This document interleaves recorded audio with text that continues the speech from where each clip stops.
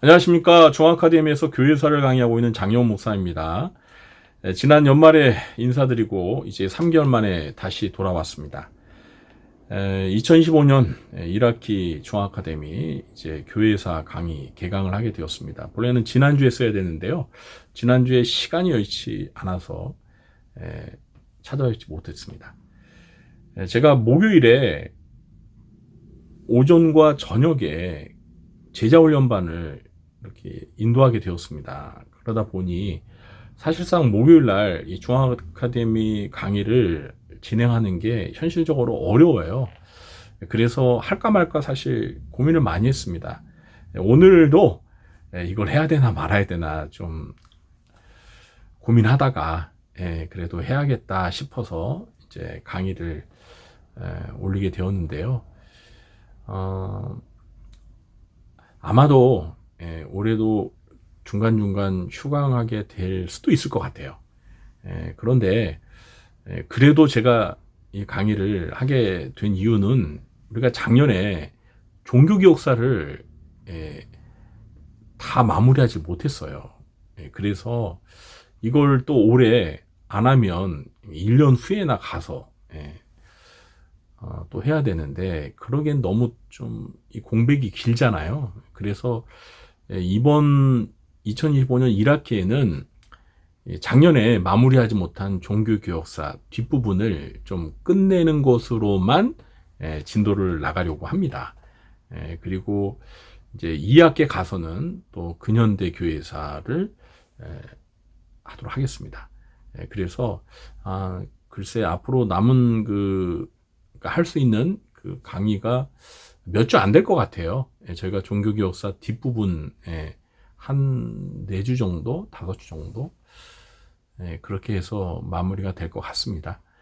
어쨌든 이 중앙아카데미 교회사 강의를 우리 성도님들께서 얼마나 관심을 갖고 시청해 주시는지는 잘 모르겠습니다.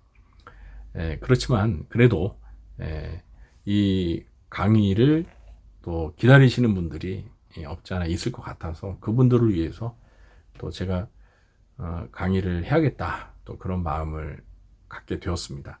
어쨌든 이 강의 함께 해주시는 분들에게 이 지난 과거에 또 교회 역사를 살펴보면서 특히 이 종교개혁의 역사, 우리 개신교가 태동하게 된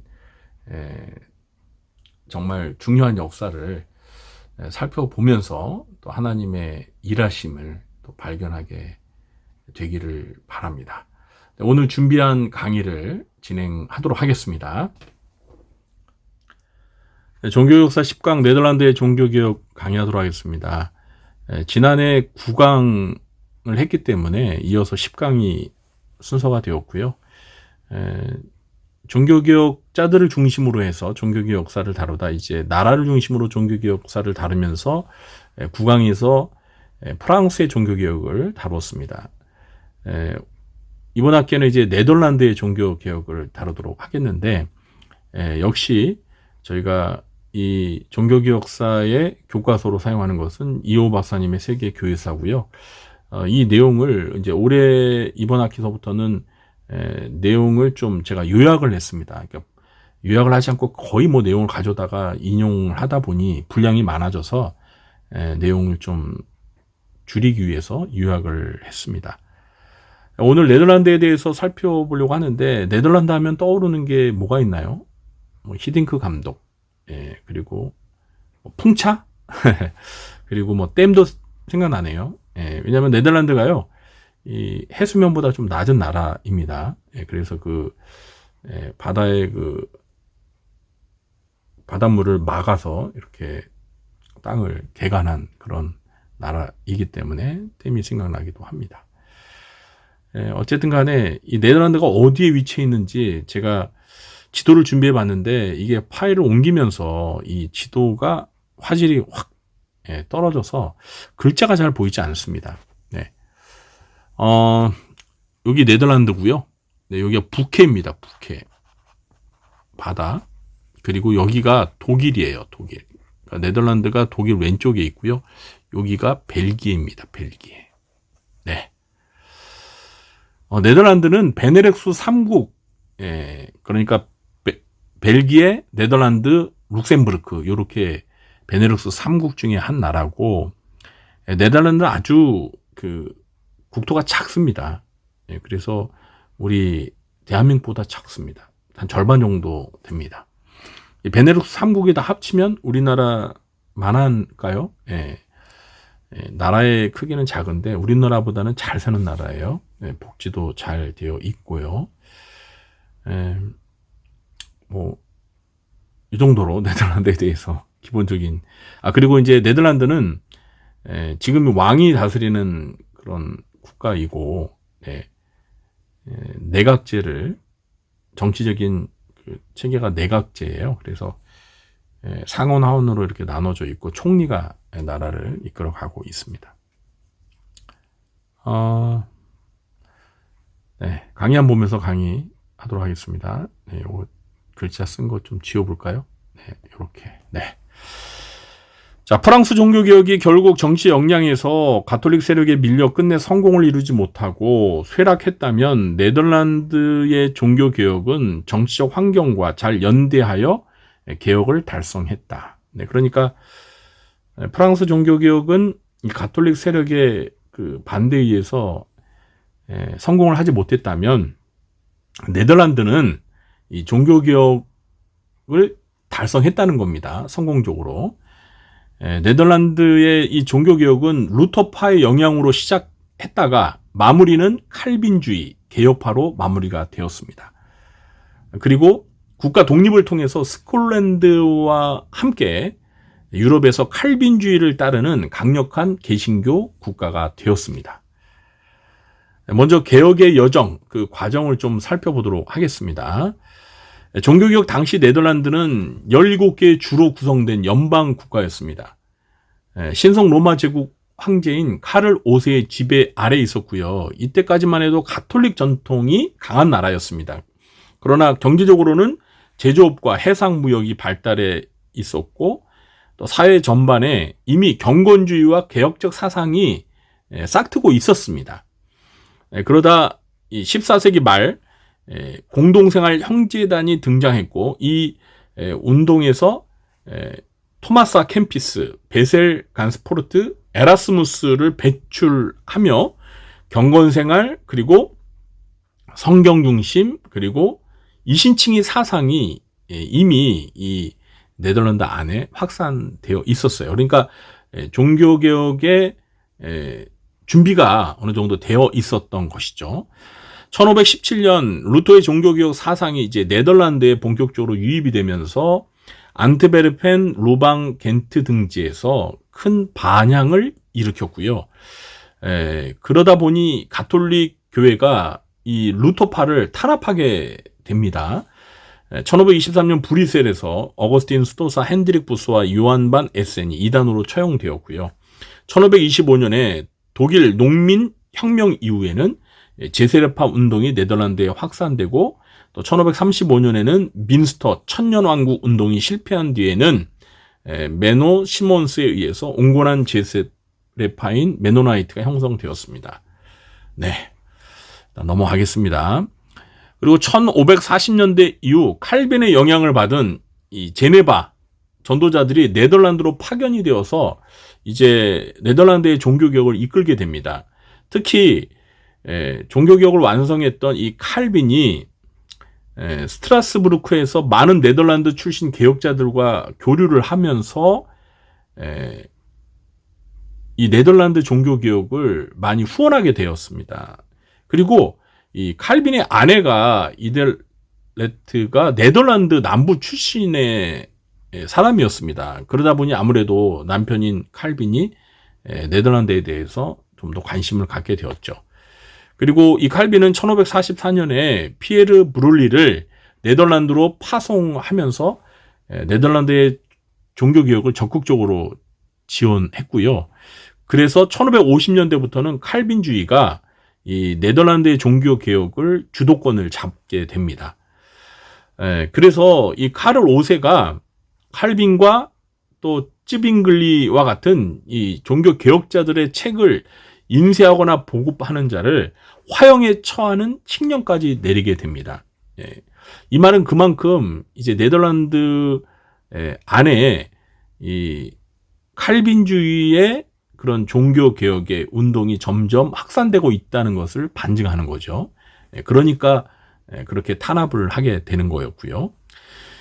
그리고 두 번째로는 이제 네덜란드의 독립운동과 이 종교개혁이 서로 상관관계에서 이제 이 종교개혁을 성공적으로 이루게 되는 그런 역사를 좀 설명드리도록 하겠습니다. 1556년에 이제 카를 5세가 퇴위하고 그의 아들 펠리페 2세가 네덜란드를 통치하게 되면서 이 네덜란드가요, 이제 스페인 지배 아래 들어가게 되었습니다. 그래서 스페인화 정책과 또 가혹한 세금이 부과되고 또 이 종교가, 그러니까 개신교가 탄압이 시작되면서 이 네덜란드 국민들과 귀족들이 크게 반발을 하게 되면서 상대적으로 이 개신교로 오히려 더 그러니까 가톨릭인 스페인이 탄압을 하다 보니 국민들의 마음이 반 스페인 그리고 반 카톨릭 하면서 개신교로 국민들의 마음과 정서가 이제 옮기면서 개신교로 개종하는 사람들이 많게 되고 개신교와 협력적인 태도를 취하면서 네덜란드 독립운동이 일어나게 된 것입니다. 펠리페 2세는 이제 이런 어떤 반발이 있다 보니 이제 종교의 자유를 약속을 했습니다. 그렇지만 사실 이것은 거의 그런 어떤 반발 세력을 잠재우기 위해서 일시적으로 그렇게 한 제스처였습니다. 1567년 이 알바 공작을 파견해서 펠리페 2세가 알바 공작을 파견해서 강력한 무력 탄압을 시작했습니다. 알바는 피해위원회를 만들어서 6년간 18,000명을 이단으로 처형하는 공포정치를 펼쳤습니다. 결국 1568년부터 1648년까지 80년 전쟁이 발발하게 되었고요. 빌렘 1세 판 오라녜가 군대를 이끌고 이제 바다의 거지들이라는 해상 세력과 함께 싸우면서 영국의 지원도 받게 됩니다. 이 빌렘 1세 판 오라녜, 이 오라녜가 오렌지라는 뜻입니다. 그래서 네덜란드 하면은 왜 그 축구팀이 왜 보면은 그 오렌지색이잖아요. 주황색. 그게 이 오라녜, 이 사람서부터 이게 시작된 거예요. 네네. 1573년 빌렘 1세는 이제 칼빈주의로 개종하게 돼요. 그리고 그러면서 가톨릭 미사를 금지하게 되고요. 또 1576년 겐트 평화 조약을 통해서 이 17개의 주의 연합을 이끌어내는 초대 총독이 됩니다. 그러나 이 17개 주가 좀 종교가 이렇게 차이가 있다 보니, 그러니까 개신교 세력과 이제 가톨릭 세력이 다르다 보니 하나가 안 되면서 1579년에 남부는 가톨릭 세력, 그리고 북부는 개신교 세력으로 이렇게 갈라지게 됩니다. 그래서 결국에는 이때 벨기에, 룩셈부르크, 네덜란드로 이렇게 베네룩스 3국으로 분열이 되게 된 겁니다. 종교 차이로 인해서. 1581년 네덜란드는 독립을 선언했습니다. 빌렘 1세가 그러나 1584년에 암살이 돼요. 그리고 그의 아들 마우리치가 이제 전쟁을 계속 이끌면서 이때가 이제 그 80년 전쟁이 계속 되고 있는 그런 상황이었어요. 그러면서 1609년에 사실상 네덜란드가 이제 독립을 이루고 1648년에, 그러니까 80년 전쟁이 끝날 때 베스트팔렌 조약으로 이제 국제적으로 네덜란드가 독립이 인정을 받게 됩니다.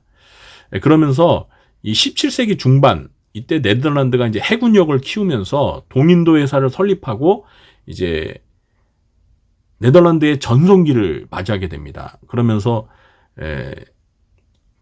뭐 아프리카, 또 아시아, 뭐 아메리카 이런 지역을 해상 그 해군을 통해서 네덜란드가 이제 점령을 하는, 식민지를 두게 되는 그런 네덜란드의 전성기를 이루게 되는 거예요.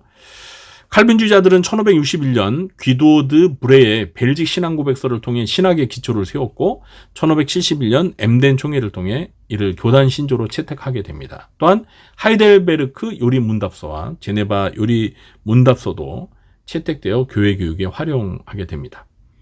1575년 설립된 라이덴 대학교는 칼빈주의 신학 발전의 중심지가 되었습니다. 그래서 이 네덜란드가 이 벨직 신앙 고백서, 하이델베르크 요리문답서, 제네바 요리문답서와 같은 이런 그 칼빈주의 개혁 신학 이런 것으로 이제 네덜란드가 종교 개혁적인 그 색깔이 짙게 이제 들이우게 되는 것이죠. 그리고 칼빈주의 신학을 가르치는 라이덴 대학교가 설립됨으로 인해서 이 종교 개혁에 특별히 칼빈주의 장로교의 신학이 이제 정착을 하게 되는 겁니다. 세 번째는 알미니우스 논쟁과 도르트 신조인데 1600년대 초에 네덜란드 교회는 이 예정론을 둘러싼 격렬한 신학 논쟁에 시말리게 됩니다. 칼빈 하면 이제 예정론이 칼빈 사상에 굉장히 중요한 사상인데 칼빈주의가 네덜란드 안에 정착되어져 가는 과정에 1600년대 초에 네덜란드 교회가 이 예정론을 둘러싸서 격렬한 신앙 논쟁이 벌어지게 되는데 이게 뭐 네덜란드 역사뿐만 아니라 이 종교개혁 역사에서 굉장히 큰 사건이에요. 네, 그걸 좀 다뤄보겠습니다. 칼빈의 후기자인 데오도르 베자는 하나님의 절대 주권에 따른 이중 예정론을 논리적으로 전개하며 칼빈주의 예정론을 체계화했습니다. 그러나 이에 반해서 야코부스 알미니우스는 이의를 제기하게 됩니다.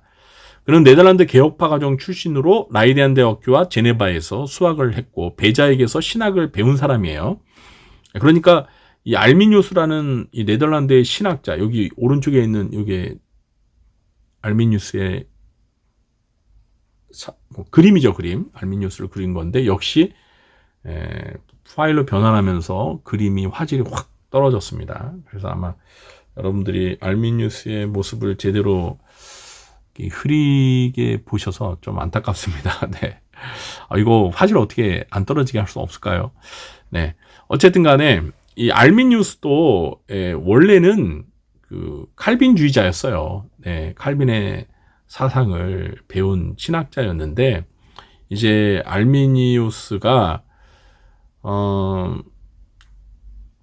이 로마서 강해를 하면서 칼빈주의 예정론에 대해서 의문을 표명하면서 하나님의 예정은 인간의 자율적인 믿음에 따른 것이라고 주장하면서 이제 칼빈주의 예정론에 대해서 의문을 제기하고 이제 칼빈주의 그 예정론을 이제 반대하게 되는 거죠. 그거 칼빈주의 예정론을 온전히 받아들일 수가 없는 거예요. 그래서 이제 반론을 제기하면서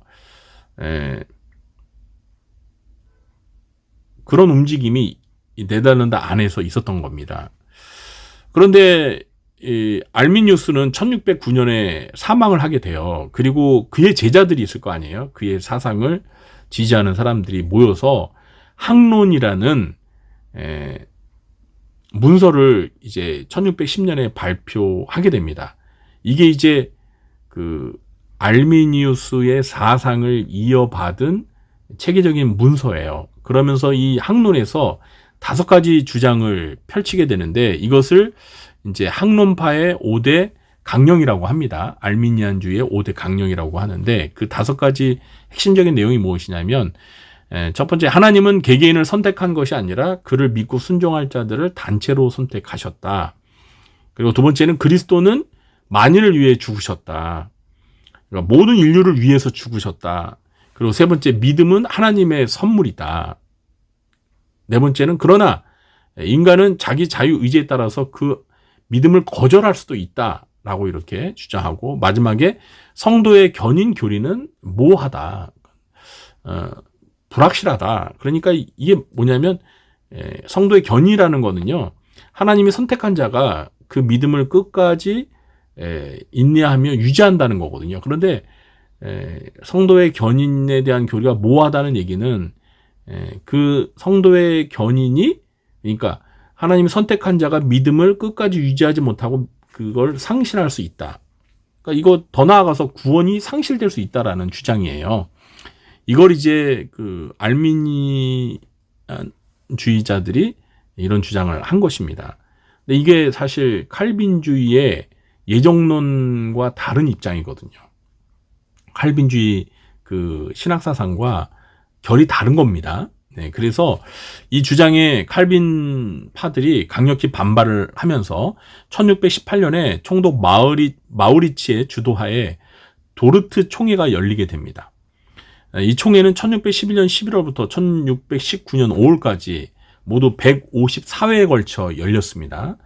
그리고 네덜란드 국내 목사들뿐만 아니라 독일, 스위스, 영국에서 온 이제 그 칼빈주의 신학자들이, 대표들이 참석을 해서 이 도르트 총회를 통해서 이 학론파의 주장이 잘못된 것을 조목조목 반박하고 칼빈주의 교리를 이제 5대 항목으로 정리하여서 도르트 신조를 확정하게 됩니다. 그러니까 알미니안 이 학론파의 5대 강령에 이제 대항을 해서 도르트 신조를 이제 5개로 정리를 했는데, 이 5개 그 핵심되는 그 문구의 첫 글자 이니셜을 따면 TULIP가 됩니다. 그래서 이 튤립 교리라고도 해요. 네덜란드에 이 튤립이 많잖아요. 네, 꽃이. 그래서 튤립 교리라고 합니다. 그래서 도르트 신조는 칼빈주의 5대 강령이라고 하는데, 이 튤립 교리가 어떻게 되어 있냐면 이렇습니다. 먼저 전적 타락, total depravity라고 하는데요. 인간은 전적으로 타락했다는 겁니다. 인간은 전적으로 타락했기 때문에 구원은 전적으로 하나님의 은혜다라는 주장을 하게 되고요. 두 번째는 무조건적 선택, unconditional election. 선택의 기초는 인간의 행위에 근거하지 않고 창세전에 하나님의 무조건적인 선택에 의해서 되는 것이고, 그 선택은 하나님의 주권에 속한 것이다. 그러니까 하나님의 뜻에 의해서 인간의 행위와 상관없이 구원받을 자를 하나님이 미리 택했다는 거예요. 네. 그리고 세 번째, 제한적 속죄, limited atonement. 예수 그리스도의 속죄는 오직 선택자만을 위해서, 그리고 그 속죄의 효력도 오직 선택자에게만 주어진다라는 것입니다. 그리고 네 번째는 불가항력적 은혜, irresistible grace. 하나님의 은혜를 인간이 저항할 수 없다, 거부할 수 없다. 그러니까 하나님이 선택한 자에게 은혜를 베푸실 때 선택한 자가 자유의지로 그거를 거부할 수 없다. 그리고 다섯 번째, 성도의 견인, perseverance of the saints. 그래서 하나님은 선택자를 끝까지 보존하고 은혜 가운데 거하게 하신다. 그러니까 하나님이 구원하시기로 선택한 자는 끝까지 구원의 안에 머무르게 된다. 구원을 상실하지 않는다. 그런 말입니다. 그러니까 이 칼빈주의 5대 강령인 튤립 교리는 그 알미니안주의자들의 5가지 주장에 대한 반박을 하기 위해서 만들어진 교리예요. 그러니까 알미니안주의 5대 교리와 이 칼빈주의 5대 교리는 서로 상반되는 그러한 내용입니다. 이 도르트 신조는 칼빈주의 인간론과 구원론의 핵심을 구체화한 신앙 고백이고요. 개혁교회의 아주 중요한 그런 기준 문서가 됩니다. 도르트 총회는 세계 최초의 국제적인 칼빈주의 회의였고요. 또 알미니안주의를 이 도르트 총회에서 이제 공식적으로 배격을 하게 합니다. 그러나 알민주의 사상은 이후에도 완전히 사라지지 않고 유럽에서 영국의 성공회, 그리고 감리교회, 그리고 구세군 등을 통해서 기독교 역사 안에 교리적으로 정착을 하게 됩니다. 그러니까 우리 장로교는 칼빈주의의 이 신학사상, 특히 도르트 신조 그 5대 강령을 계승한다면 이제 이런 유럽의 성공회라든지 감리교라든지 구세군 이런 데에는 이 알미니안의 그 사상을 이어받는 그런 교파라는 거예요. 네, 이런 차이도 여러분들이 잘 알아주시면 좋을 것 같습니다. 네 번째는 이제 칼빈주의 확산에 대해서 좀 설명을 드리겠습니다. 지금까지는 이제 네덜란드를 중심으로 해서 칼빈주의가 종교개혁의 이런 확산되는 그런 내용들을 살펴보았다면, 이제 네덜란드에서 뿌리내린 칼빈주의가 유럽 지역으로 확산하게 되는데요. 이 확산은 단순한 교리 전파가 아니라 신학적인 정체성과 그리고 교회의 구조, 그리고 교육과 문화에 이르기까지 깊은 영향을 끼치는 운동이었습니다. 특히 독일과 폴란드, 헝가리 등지에서 칼빈주의가 깊이 뿌리를 내리게 되었는데요. 먼저 독일 지역에서는 하이델베르크 대학교와 하이델베르크 요리 문답서를 중심으로 해서 이제 칼빈주의가 확산되게 되었습니다. 독일은 전통적으로는 북부는 루터파, 남부는 가톨릭이 중심이었기 때문에 초기에는 칼빈주의가 환영을 받지 못했습니다. 그러나 1550년대 이후 남부 팔츠 지방에서 변화가 일어나기 시작했는데요. 팔츠의 선제후인 프리드리히 3세가 칼빈주의에 깊은 관심을 가지면서 제네바에서 교육을 받은 개혁파 신학자들을 초빙하여서 하이델베르크 대학교를 개혁의 중심으로 삼게 됩니다. 그리고 이 프리드리히 3세는 그 자기가 다스리는 그 영지 내에 종교 논쟁을 종식시키고자 개혁파 신앙을 체계한 문서 작성을 지시하게 되고, 그 결과 탄생한 것이 바로 하이델베르크 요리 문답서입니다. 그래서 이 하이델베르크 요리 문답서가 이 칼빈주의 개혁 사상을 잘 구현한 그런 요리 문답서예요. 그러니까 당연히 이 독일 내에서 칼빈주의가 정착되고 확산하는데 큰 영향을 미쳤죠. 그러니까 독일의 칼빈주의 확산하는 데 있어서 중요한 구심점이 되었던 게 하이델베르크 대학교, 그리고 하이델베르크 요리 문답서라는 거 기억해 주시기 바랍니다. 이 문답서는, 그러니까 하이델베르크 문답서는 자카리아스 우르시누스와 카스파르 올레비아누스 이 두 사람의 공동 저작인데요.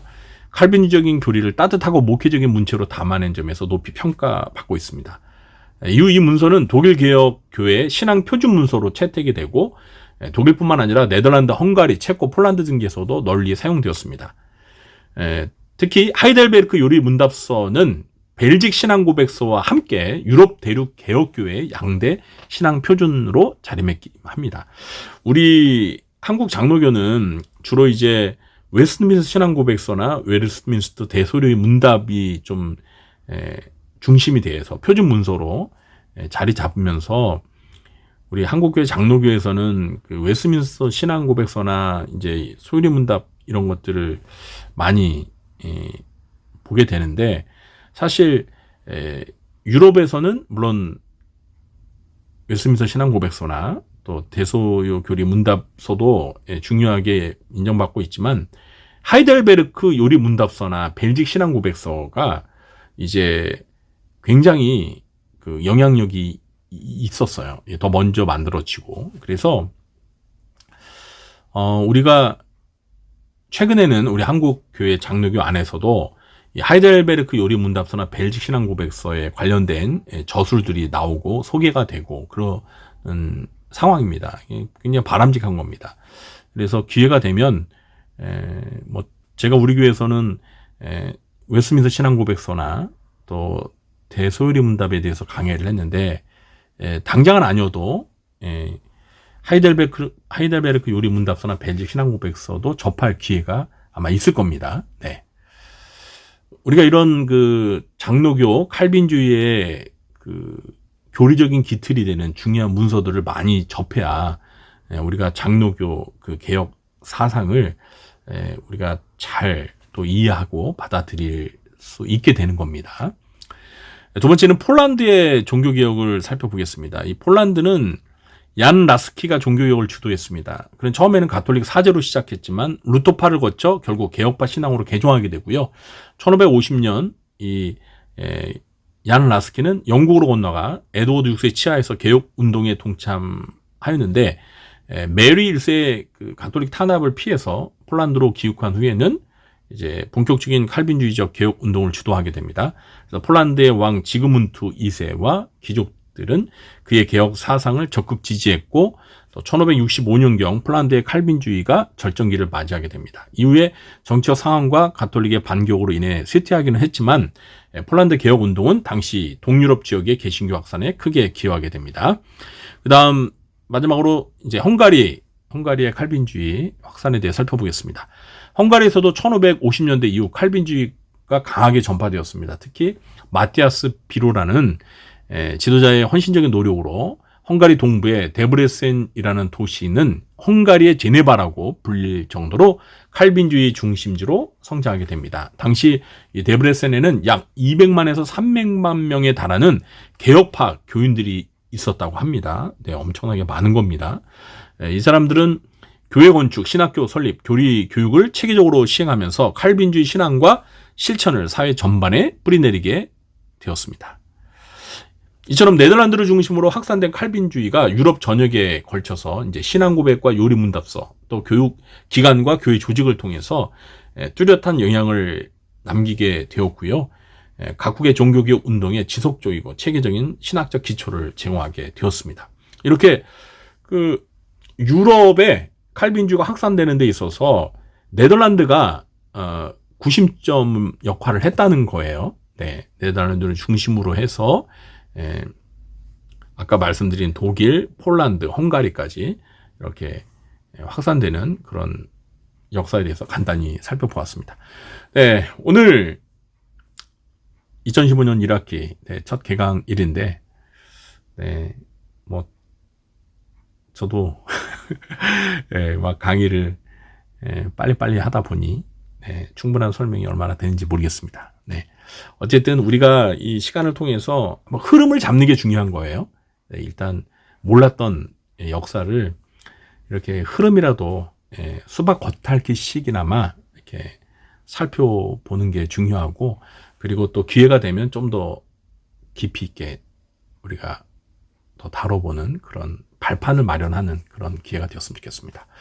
네, 사실 오늘 처음이다 보니요, 제가 이 영상을 찍는데 실수도 많이 해가지고 다시 찍고 지웠다가 다시 찍고 막 이런 과정이 있었습니다.